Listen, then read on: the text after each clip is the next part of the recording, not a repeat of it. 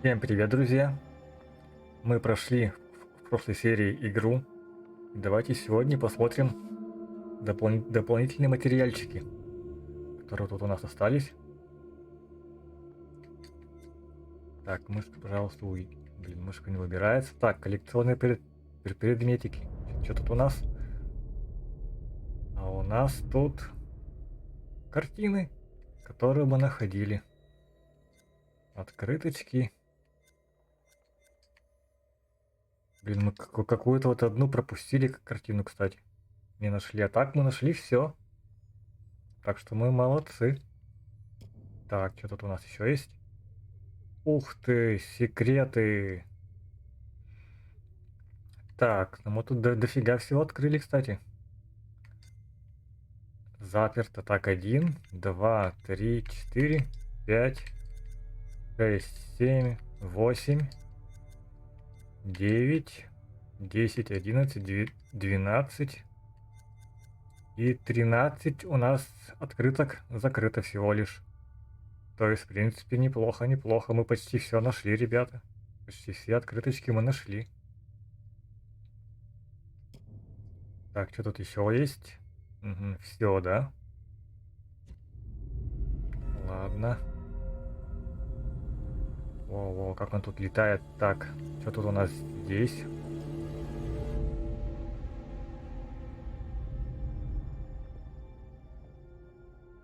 Так, давай показывай, что у тебя есть. Так, интервью с Уиллом Поултером, создание демонов, альбом с иллюстрациями. Ну, давайте пойдем. Почему это закрыто? Открывается за сбор всех латунных секретов. Ну, блин, нифига себе. Так, ну давайте посмотрим, наверное, создание демонов. Уилл Поултер — это кто, ребята? Посмотрим.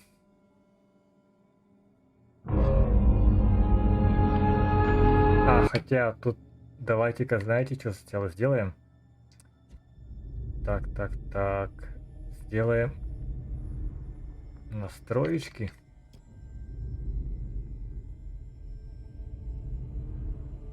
Скорее всего, будет интервью с разработчиками.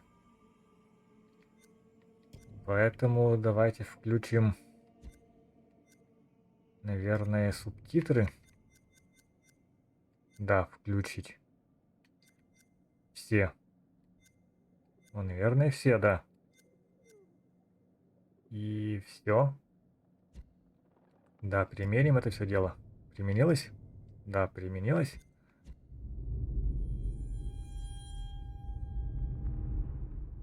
И вот сейчас посмотрим. Рассказы, как они все делали, эту игру. Создавали ее, придумывали.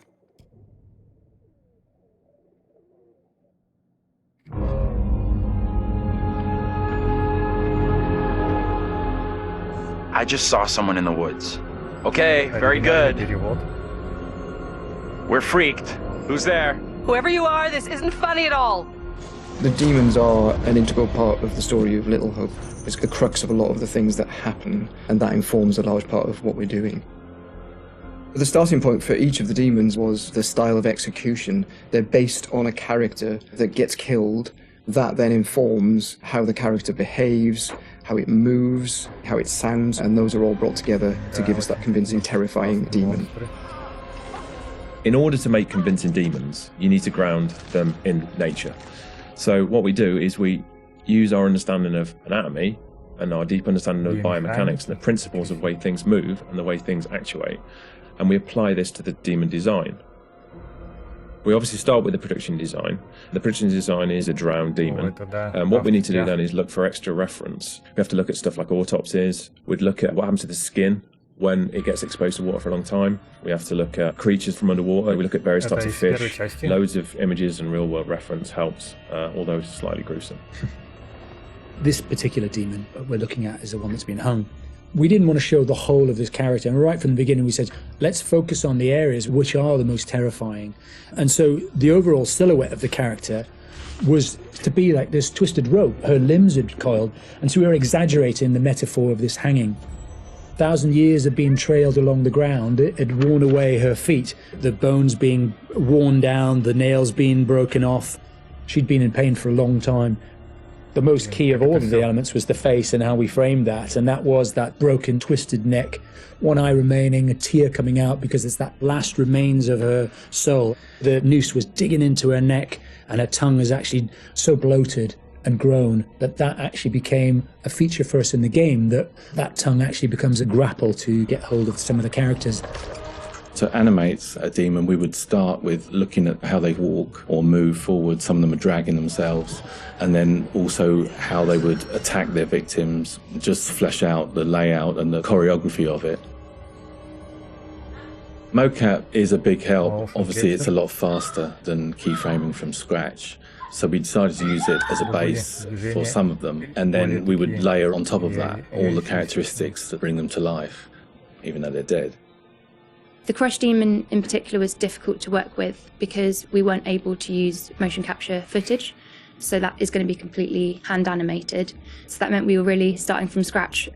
All the other demons, we did use actors' footage, so we have a lot of actors with spikes tied to them, limping across the scene. Let's get the fuck out of here! On the Broke Demon, we asked the actor to use various props to try and achieve the sort of movement that we wanted. And I think he did a great job. It was really successful. We've had to, again, add on to that to help with the weight and the believability.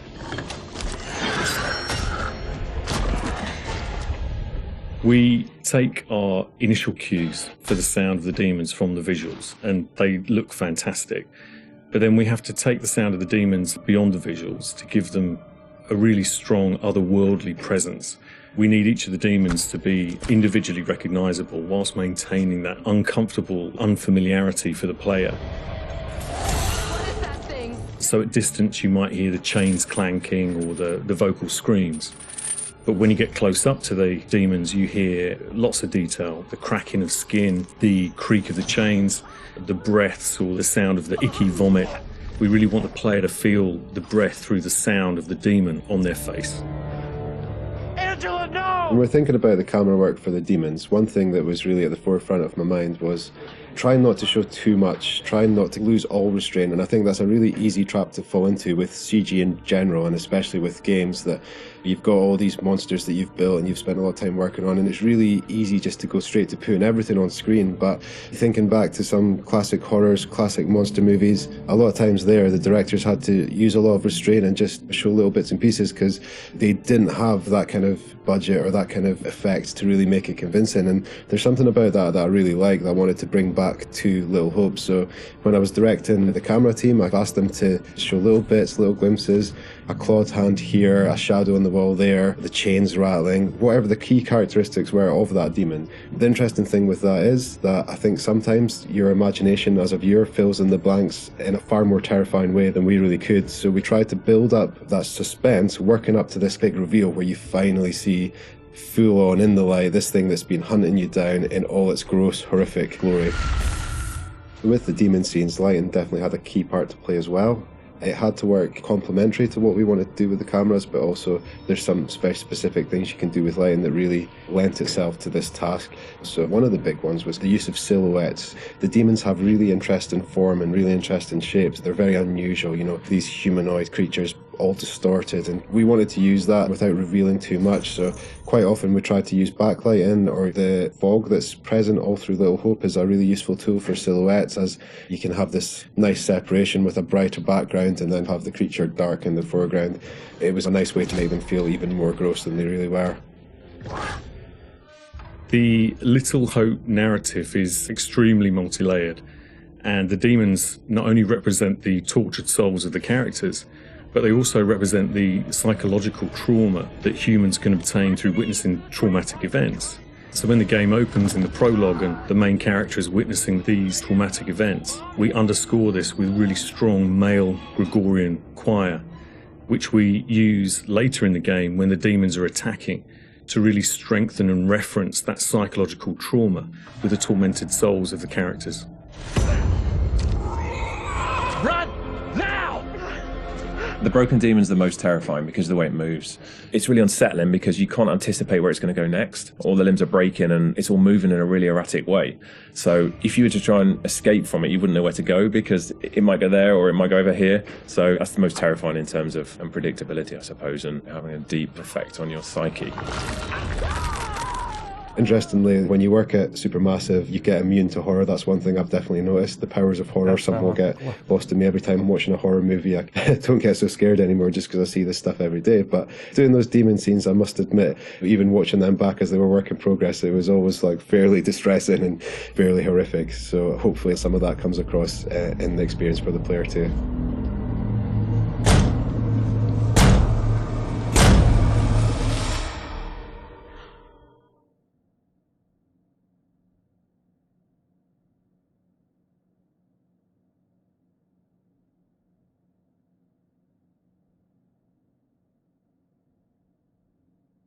Так, альбом с иллюстрациями, ну-ка. Что за альбомчик?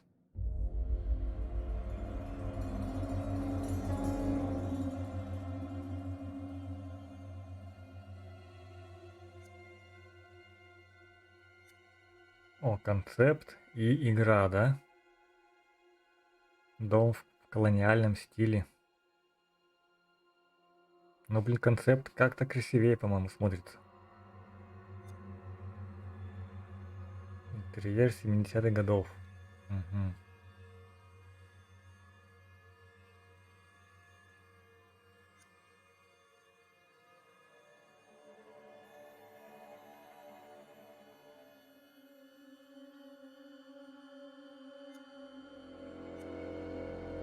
О, пожар какой.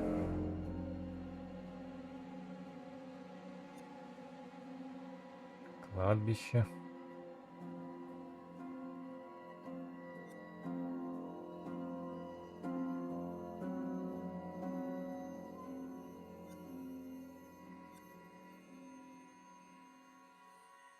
Да, этот туман, блин. Кстати, смотрите, игроки были раньше другие. То есть они тут по-другому одеты, по-другому нарисованы. Не, ну блин, туман в концепте, вообще концепт мне пока нравится больше, чем сама игра. По крайней мере, по картиночкам. Прям, да, как-то смотрится получше, вот по мне так.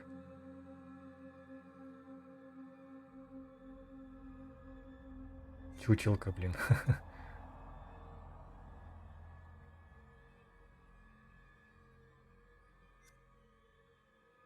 Ну тут прям какой-то Silent Hill, прям вообще Silent Hill. Это мы что-то такое место я не помню.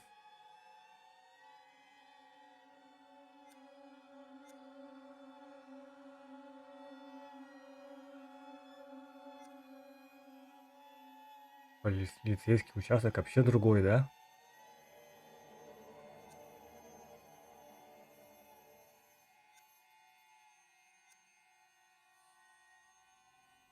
Кладбище, да.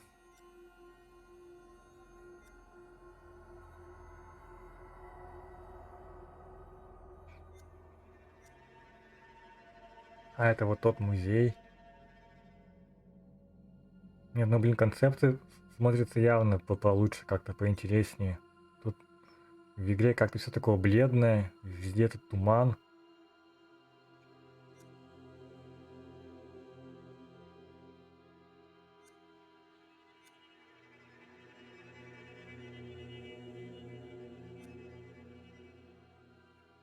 Ну, в принципе, наверное, на то они и концепты, да?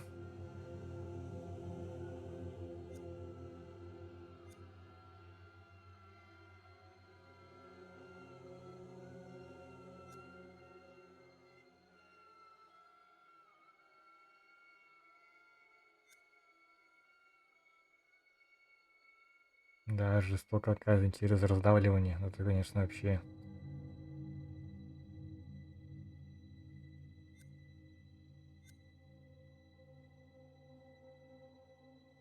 В конце игры мы обратно в тот дом приходим, значит. Откуда и все пошло. Значит, это тот самый дом все-таки и был. Из первой нашей серии.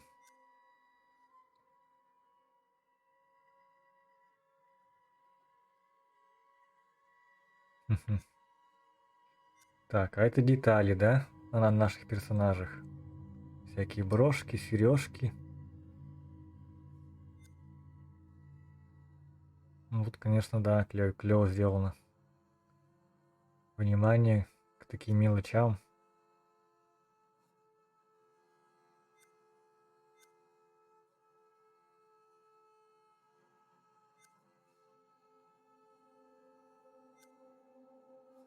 Наша девочка, блин, Меган. Ну и все похоже. Что тут у нас все осталось? Все осталось интервью с Уиллом Поултером.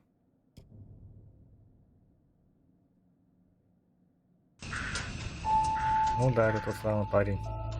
Я его знаю только по фильму «Миллеры». Where are we? Помните? What Там happened? все снималось. The bus crashed. We're okay though, Я just вот его shaken знаю up. по фильму. I don't remember being in any crash.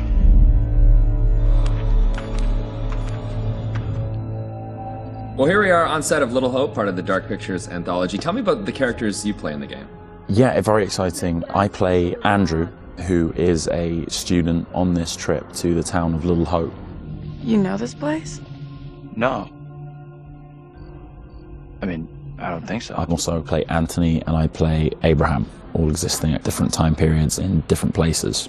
Is it tough to balance it all and to kind of jump back between these characters as you go through it? A little bit. I've had a lot of help along the way, and we've been able to, for the most part, separate the three different guys. We have an amazing accent coach on set at all times, so she keeps me in check and puts me on the right part of the map when I stray too far. Only the devil could create a demon who so resembles me. We do look alike, which I agree is pretty damn weird. How tough is it for you to separate that and balance it all? Yeah, it's interesting. Andrew, being the character that I embody for most of the time, was a little bit easier for me. I related to him naturally. He's this socially awkward, depressed student, and I certainly as a student was pretty socially awkward and repressed, so I could relate to him a great deal. You seem uncomfortable around kids your own age. This trip is actually my first time away from home. We picked a real beauty. Yeah, well, if I ever make it back, I'll sure have something to talk about. The other character, Anthony, is slightly more immature, comes from a big family. I can also relate to that. And dealing with the family dynamic and playing that sibling friction was also something that I think a lot of people can relate to. And that was fun, another sort of element of the challenge which I really enjoyed. And then there's Abraham, is the third character that I'm responsible for. We have to stop this. The only madness is right here in this court. And the nice thing that exists in all three of them is this motivation to do good, to do right. And I think all three characters I really had admiration for. They seem to be like morally adept, and it's important to respect, I think, the characters that you play, or at least identify something within them that you respect. And I respected all three of the guys that I played. I know what must be done here. And they're all so very different, and even the level of the accents change between them. Is that something that's challenging to navigate? Yeah, that's been really fun for me. It's been, when playing Andrew, I've been doing a relatively neutral American accent, but we've sort of based most of the action in New England, so it does lean towards the East Coast, and it doesn't take on too strong of a characterization in either direction. The vocal work for Anthony is similar to that, but because Anthony lives within the 1970s, there's been a little bit of tweaking to the accent in order to accommodate the times. And then Abraham's an entirely different accent. It's been a bit of guesswork as far as constructing that accent because there's no recordings of what people sounded like at that time. But I suppose the closest thing to it, we imagine, is a kind of Northern English accent. And my dad's from Yorkshire, so I've basically been ripping off what my dad sounded like when he was younger.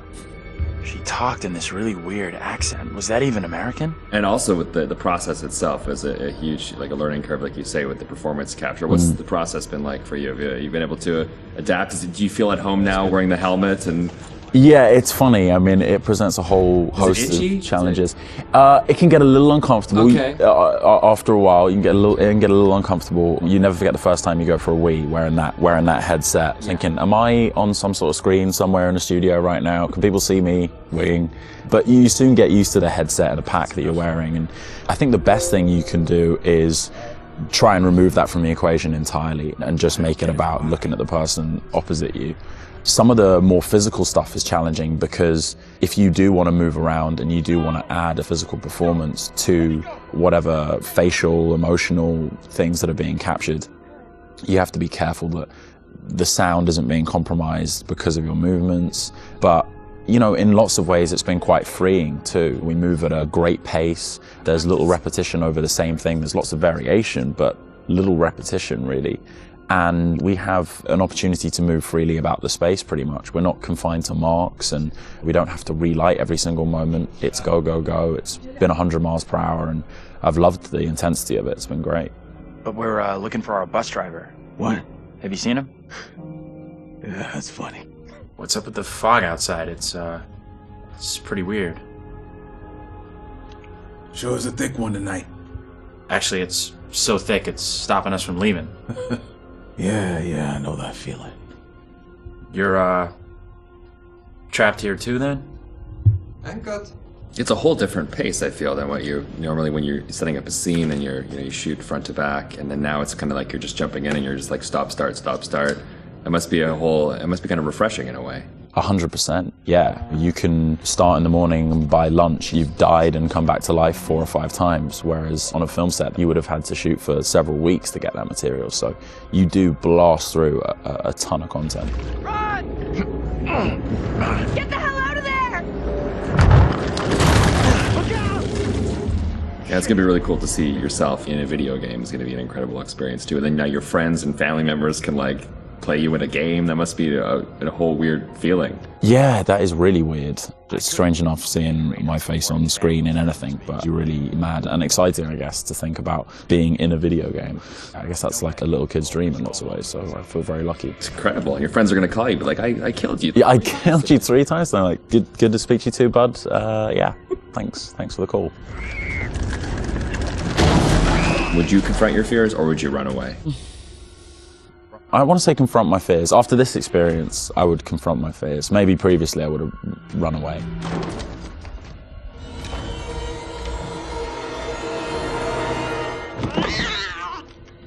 What kind of place is this? It's one of those things where what you think you'll do is different than what you probably actually. In the moment, yeah, 100%. Oh, I would confront my fears, and then you're gone. Gone. Yeah. And lastly, would you explore on your own or in a group? In a group, I'd have to. One of the best things about this experience has just been the camaraderie that's developed amongst the cast, and over a short period of time, shooting at this intensity, it's bonded us together really quickly, and I've loved being part of the team. A group of us in one room on this crazy journey together, so it's all about exploring as a team. I'm just gonna say it. This is exactly what goes down in horror movies. Well, plus than anything in the horror genre, we know what happens when you go off on your own, right? 100%. Don't do it. They still do it. And they still do it. Let's go check out that room over there. No, don't go check out that room. Nope. Don't go check out. Or bring someone with you. Oh, yeah, exactly. Yeah. There you go. All right, Will. Tanner, thanks a lot. Appreciate that. Thank you. Cheers.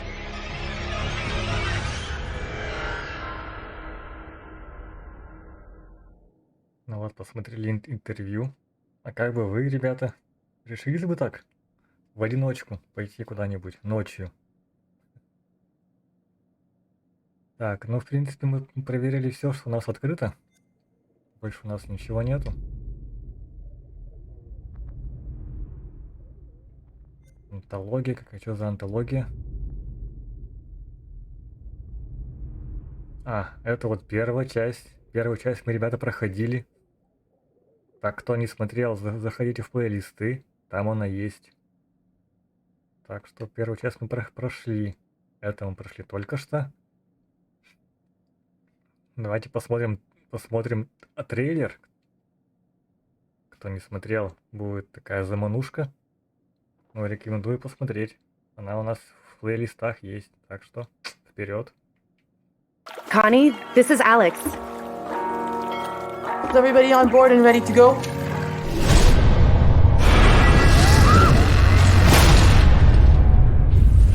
God's name is this? Something happened here.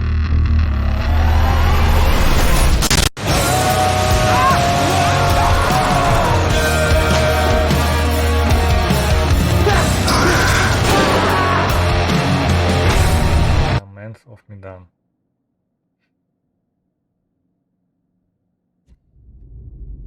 Так, ну теперь мы точно все посмотрели. Все, что можно.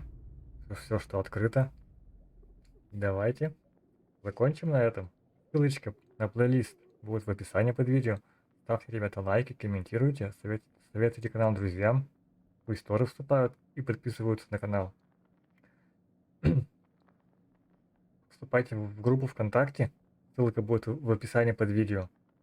Там есть тема по поводу игр. Пишите там, какая игра будет следующая.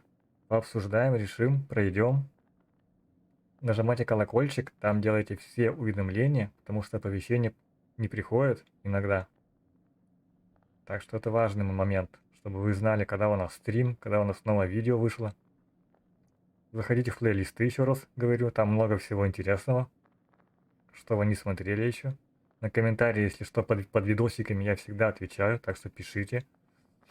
Я их читаю. Ну и всем спасибо, кто зашел на канал, кто посмотрел, кто поставил лайк, кто подписался. Спасибо, ребята, это я ценю на самом деле. Ну и всем пока. Увидимся в следующих сериях. Всем добра.